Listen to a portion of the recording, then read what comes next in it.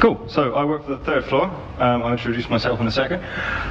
They're a pre-visualization company, so they block out films, similar to the previous chap's company. They work on things like Marvel Avengers, or fancy little films like that. There you go. That's a big list of the projects that they've worked on. Mad Max, X-Men, lovely stuff. And that's all the different types of things they do. And as you can see, last on the list, virtual reality. That's what we've just been getting into over the last, I think, about a year. So, who am I? I'm Sam. That was my first game, Silent Hill Shattered Memories. A nice interactive, motion-controlled, narrative-driven game. iPet and Friends, an augmented reality pet game. Street Luge, so that was a game that I developed at Sony London Studio. You fly down a hill on a skateboard, it's good fun. London Heist, some of you might have played that one. It's a gangster shootout type game with some brilliant performance capture in there. The London Heist Getaway, that was the sequel, another demo that we're all being released now as a pack-in actually with the Morpheus headset. And most recently the Martian VR experience, which is what I've been doing since I joined the third floor. That gives you a little insight into what I do. That's my whiteboard.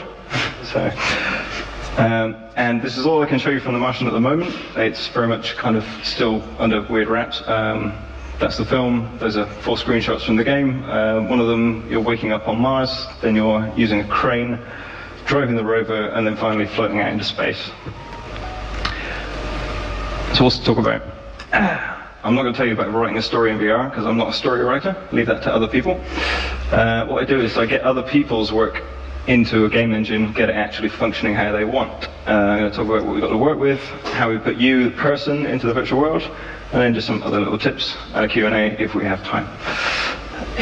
And I'll be going quick.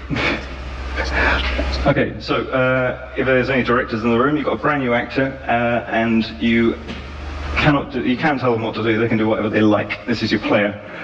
I don't blame you. They can't really talk. They can't sort of, they can't really communicate with the other characters in the game other than through gestures and looks. They control where the camera's looking.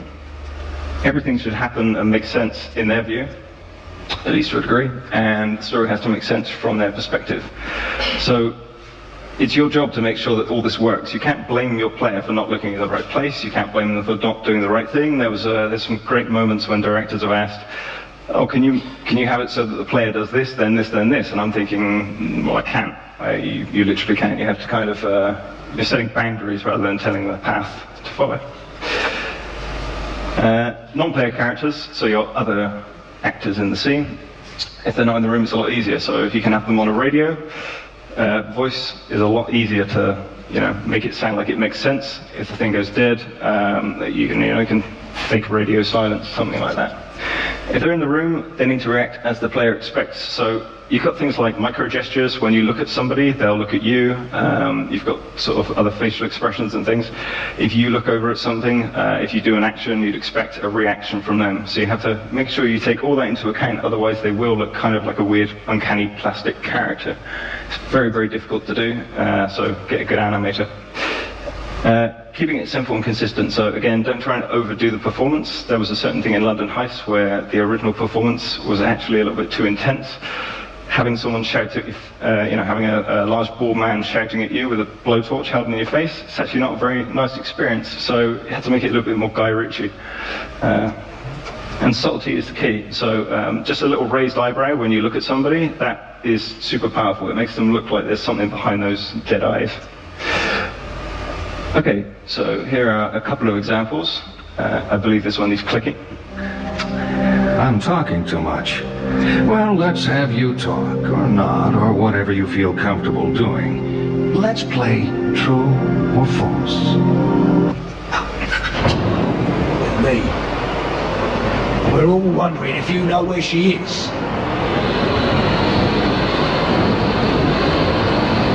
I'm gonna leave us a batty little piece of shit! So as you can see there, we have characters talking to you in a way that sounds like a conversation, but they're not actually having a conversation with you. There's nothing you could say or do that would change what they're going to, end that sentence with. it's all about asking these kind of ambiguous, open-ended questions, making them seem like there's more going on than there is. Okay, this is going quite a little bit more in depth into how we actually get you in the game as a person. You're going to want hands. If you don't know what a hand is, that's a hand. The user wants to see their hands. That's pretty much the first thing people do when they put a headset on, is they go, oh, I can't see my hands. Rubbish. So hands are quite straightforward. You open and close them to do most things. You sometimes point, gesture, various other things, but opening and closing is kind of the key mechanic. The controls need to be intuitive, so it needs to kind of feel like your hands, work like your hands, and it needs to be common across all platforms. So, for example, for the Martian, we are targeting the PlayStation, the Oculus Rift, and the HTC Vive, so you need to work the same across all of those. How do we do that? So, these are the devices that we're targeting. You've got the Move controllers there, Vive controllers, and the touch controllers. What do they all have in common? We've got positional tracking, rotational tracking, and triggers. Triggers. Hang it. So you can break all this down and basically say, right, take the same position from all of them, same orientation from all of them. The slight difference is the Oculus has 2 triggers, so you take the maximum value for those, and then you've basically got a generic controller which has got position, rotation, and a trigger value. So we can just make one game and have it controlled by all different devices. So we've rendered hand models, obviously, 3D models to show you where your hands are. They need to open and close, so they need to be rigged and animated. Don't put any kind of idle hand animation in there, it's weird, it feels like your hands are haunted. Single input, so squeeze your trigger to close your hand, let go of the trigger to open the hand, and there we go, that's what that looks like. So, avatar. Avatars are difficult. The user wants a body, but we only track the head and the hands. So arms are difficult, and legs are basically impossible. This is my little chart I show to people when they ask why the avatar's elbows aren't quite in the right place, and why the knees are never ever going to move. So, in order to interact with the world, you want to be able to push things, pull things, pick things up, generally touch the world. And all we've got is the hand position and whether or not you're opening and closing your hand. So set the position of the hand to where the controller is, and we use the trigger to cause the interaction. Open, close, nice and straightforward. If you've got an object, then what we do is as you move your hand towards an object, we open it so you can kind of tell that the object can be interacted with. So it's, you know, like on a web browser, you hover over something, the button highlights. Very similar concept. I used to be a web designer. So here's a nice example of that in action. So you can see our little test object that tells you whether you're out, over, or down. There's him opening and closing the hands with the triggers. And then over, out, over, out. And then finally, grabbing. So every single object in the Martian is based on this same concept. So how do we do that? We need to be able to author that easily. I don't want to have to do everything myself, so I need to make a nice little system for other people to be able to do it. So this is an interactive object. It's kind of a plain one. And we want a universal grabbable point, which defines how you interact with that object. And we place those on the objects. So there's a little point. That means you can now pick that cube up. So the properties of that little yellow object will define how you interact with it. So for example, you've got a lever or a joystick, you've got one of those little points, and that means you'll grab the top of the joystick and not part way down. So you grab it at the interaction point. That point is attached to something that can pivot, the joystick itself, and the interaction point communicates that you've grabbed to this joystick, and the joystick will then point towards where your hand is grabbing, and then the hand kind of snaps down to it a bit more. So what we try and do is we abstract everything, so you're only ever dealing with these little yellow objects, and anything else doesn't care how you're interacting. It just gets information from these little yellow objects which communicate between the hands and anything that wants to be interactive. And here's an example of some levers and joysticks in action. So you see there, it's just pointing towards your hand. It looks like it's in your hand, but it's just pointing at it. That's moving this cube towards you as you ratchet it, and then you've got another one here, pull it down, and that releases the catch. So, very, very straightforward. I think that took about 10 minutes to build. There we go, and one more time, just for luck. Lovely. So, holes and edges. Certain objects can be grabbed in many positions in a row. We don't want to have to place lots and lots of grab points all along an edge. That's a pain. And sometimes you can grab an object that's cylindrical all the way around it, and we don't want to place lots of points at different angles. So what do? We have properties which define the length and the sort of rotation around an object. So here you've got a hand sliding along. It's not going to crap out on the video. There we go, lovely. So you can see both of those are defined with 2 grab points each, one horizontal, one vertical. It's all very silly. But again, you could see that, again, that took about 2 minutes to put together. So it's a very quick way of authoring interaction with the world, if that's what you wanted to do. Sometimes you've got a big pile of objects. One object's important, and you don't want people fiddling around trying to pick up the object that they want, if you know very specifically which object it is that they're going to try and pick up. So what we can do is we can modify the priority. Normally we say, whichever object's closest to your hand, that's the one you're going to grab. We can multiply this value. There's a lovely diagram showing this. Very, very hard to see. So one of those goes from 0 to 1, and the other one goes from 0 to 10 as you get closer to it. So obviously that ring around the outside, that black dotted line, the priority there is the same as it would be if you were exactly in the middle of the first one. So you're very much more likely to pick up the second object. Haptics, or vibration feedback, because we don't have proper haptics yet. One thing we found, when you pick up an object, giving a little tap, particularly if you're not really looking at the objects, tells you whether or not you picked it up. It's very, very useful. We wanted to differentiate that from releasing and get something that felt a little bit more like throwing something, so we give a sort of low frequency pulse, and that does feel quite good when you're throwing it. You know, you feel the feedback there. Creaks when you move a joystick. I don't know, the Vive controllers you can send a frequency and an amplitude to. They've got this small little, I've forgotten what the name of the device is, but it's great. And you can give very, very high fidelity vibration feedback. The Move controllers are a little bit more, you just give it a strength value and it's a bit crude. But with the Vive you can really get that sense of a creak and feel it kind of move. And then breaker switches, they're great because you give a clunk as they drop down, and that does feel quite good. So strain can be simulated. I know a lot of you probably played the bow and arrow games. So as you pull the string, you can feel the strain. Again, that's very good use of the Vive controller. Weight is a very difficult one, still haven't nailed that. Worked on a few different tests, but if anyone's got some good answers, do let me know. So, this is where we were with the interaction points. These are the types of things which those points need to define then. The haptics, the IK options, now that's inverse kinematics. Basically that means does your hand snap to it or not.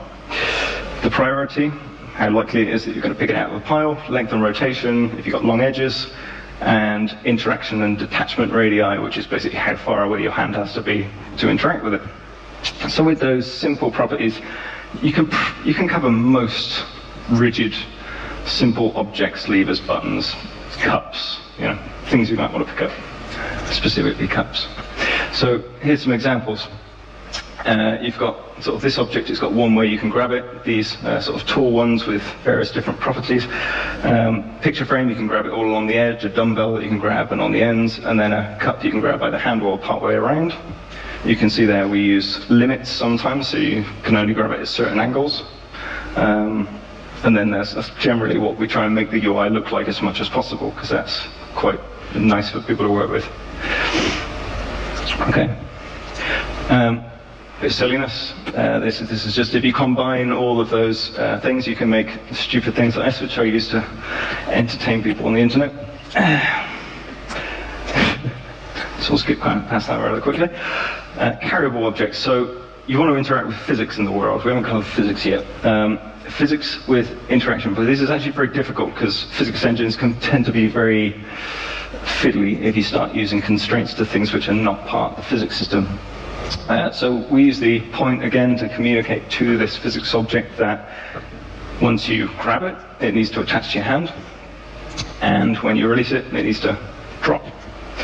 So this is an example of some physics objects in action. We've got a vat dispenser there. So this is just a small demo I made to test out how well that worked. Just quite a bit of fun.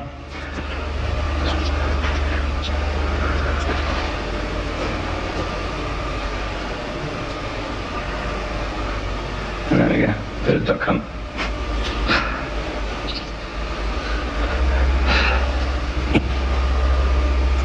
So as you can see there, you're sort of picking things up. You can throw them around, do as you wish. Consistency, skipping away from the technical details now. So when you set an expectation, you need to maintain it. It's very, very important that you don't have, for example, 2 bottles on this table and only one of them can be picked up. That's going to annoy people. If you give me a telescope, I want to look through it. I've seen examples of this in games, things like binoculars as well. If you put those, and you can pick them up, if you put them to your eyes and you can't see through them, it's rubbish. Just don't do anything where there's an obvious function of the object that you cannot do. People get too immersed and it just completely breaks it. They will play along if they're enjoying themselves. So the classic example in the Heist Getaway was that you could stick your head out the top of the roof, and people didn't tend to do that because it wasn't fun. So tightening boundaries breaks immersion, loosen them blows minds. So that's the great thing of if you've almost, people assume that things are boundaries if they haven't been shown that they can do them yet. If someone kind of cheekily tries to break it and they go, I bet they didn't think of this, and then you've covered that's amazing for people. It really, really does work very well. So you've got to really look around your scene, have absolute pedants, awkward people play it, who are just going to try and make, do all these awkward things, and then make them actually work. And again, maintaining your expectations. Simple things are fun. So here is an example from Silent Hill Shared Memories. This was on the Wii, by the way, not quite virtual reality, but getting there. So what you've got is a box, you turn a key, and you open up the box. And because it's a physical kind of interaction, rather than just clicking on the box and it opening, it feels a lot more fun. So we did the same thing in London Heist, where you've got a key, there's the chap trying to look for you with his torch. So you open up, and just that kind of physical interaction with objects like cupboards and diamonds. When things act in the way that it's opening a cupboard, it's such a simple little thing, but if you do it right and it feels good, then it's far more powerful than trying to do something complex and messing it up. Another couple of examples, so things that people were familiar with. If you stick something in a car, they're going to want to think about the radio. Here is someone messing about with the radio as part of the puzzle. And again, the same mechanic. Tuning it. If you tune it into a certain radio station, he goes, fucking tune, and he starts playing in his head. It's great. So yeah, glove boxes. Again, if you have things in a car that you think you should be able to muck around with, you should be able to muck around with them. People are fine with not touching the steering wheel because that's clearly that character's thing, so people aren't too bothered. But yeah, I think gear stick, a bit ambiguous. Audio. I'm not going to cover audio, just that it's important to get someone who understands that and ambisonics and various other concepts to do with it. If you don't know what that is, then get someone who does. Audio is great for directing the camera, so it's pretty much the only tool that you have for getting people to look at something which is out of their view, because obviously you can put a big flashy light here, and if they don't look at it, then they won't see it to look at it. So what we do in, for example, London Heist, we have sound cues that go over the top of the tunnel that you're sat in at the beginning to make you look in the direction that we want. And similarly, there was a couple of examples where people wouldn't look at particularly interesting things that the cars were doing, so we'd add in skids and beeps and things to make people look over there, and 8 times out of 10 it'll work. It's fun to interact with the music, so where you can tune the radio, that's great because it's kind of, you can pick your own soundtrack a little bit. One of the things that we ended up doing in The Martian, and I don't know whether this because everybody got annoyed with disco music, you can actually turn off the music in every scene that's got music. There's a switch somewhere which allows you to turn it off, and it's quite fun being able to turn off the kind of the theme music or the score of the game, particularly if it's disco. And you can make a fridge surprisingly interesting. And I don't know, the Endreams guys are here. Matt Simmons, I should call him that, his chiptune making name, talked about a fridge where it had like 8 or 10 different audio sources in it. And sticking your head in the fridge is just an interesting experience, which you wouldn't think would otherwise be interesting. Weird bit of trivia. The first bit of audio that I tried in VR was actually one of his chiptunes. So I happened to be listening to it at the time. Cinematics. So, one of the interesting things we tried on The Martian was certain things wouldn't work in VR. So we had things where they were cut to other people on the spaceship, people on Earth, or they were just scenes, like external scenes of the rover, and we thought we could do those in VR, but it's a massive load of work and it's a lot of cuts and it's not really going to work. So what we did is the director, Rob Stromberg, came up with this lovely solution of having, I get a nice picture of his face, there we go, that's Rob. So the idea of having floating rectangles in front of you, and what these do is you essentially play parts of the cinema in some kind of themed environment that's space, because it's Martian, but you could do it whatever. And you show scenes from the movie, and it's quite cool because you can have them drift along and then cut another one up, and you do this really nice kind of montaging, completely separate from your VR experience. And you use that to bridge between these interactive scenes, which would otherwise be a little bit, am I tight for time? I'll squeeze it, that's right.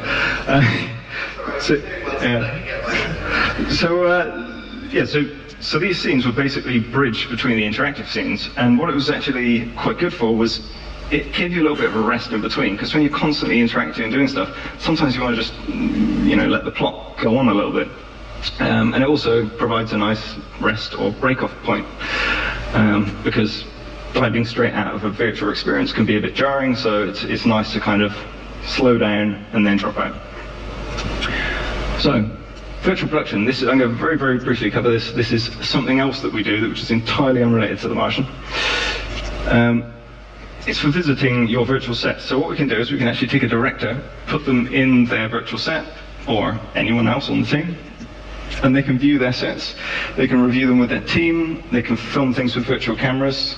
We currently use motion controllers for this, so they can literally just pan across and look at a scene, select what type of camera, film back or anything. Doing all their filming live in the actual scene they're doing, seeing all the performance captures, all the animated stuff. Obviously you have to load everything to game engine ready, but we do that for previous anyway. So many options for the future. In the future, you genuinely, there's no reason you can't film a film like that. You just get a leap motion, track your hands, job done, which is quite fun. So, other thoughts. This is just basically a big list of stuff which I think. So solve the hard stuff first. Don't do all of the artwork for your project thinking this is going to be great, and not nail your core mechanic, because you'll waste a lot of money. One of the biggest things is basically fail fast. It's industrial design rather than UI design. When you're designing your interfaces and your things that can be interacted with, you're not on a screen anymore. The reason we have rectangles is because you're on a screen with rectangles, so it's objects, it's physical things that you're trying to. So look at product design. There's a lot of very, very good tips in that area. Don't read the golden rule. The golden rule was on my board. I'm not going to bother going back to that and explaining it. Just don't move people around unless you really know what you're doing. Don't overwhelm the user. Don't put too much stuff going on the screen all the time. A little goes a very, very long way. Start calm and acclimatize, so ramp up. One of the nice analogies was that it's like a theme park ride. You kind of have the queue to ramp up, then you go on the ride, and then you have the nice little calm bit afterwards where you look at your photos before you go back into the bright sunshine of the real world. Pacing's important. Just clustering things together if it's too intense action or not having enough going on. It's kind of obvious, really. Designing natural breakpoints, so places where users can feel like they can let off without missing something. And again, end calm, preparing for the exit. Go for quality over length, because nobody likes a VR experience that's crap and takes ages. There's a lot to learn. Like, don't ever assume that you know everything. If you hire an expert who claims they do, hire a different expert. Your expert will need to go to lots and lots of events and talk to lots of different people, get on the forums, just talking to as many people as you possibly can. And don't just look in and around VR, because a lot of the problems that we've actually come up with solutions from, we've actually nicked from places like theatre, which I've never worked in and the film guys have never worked in. And thank you, that's me, and if we've got time for 1 or 2 questions, then happy to. Good stuff, thank you.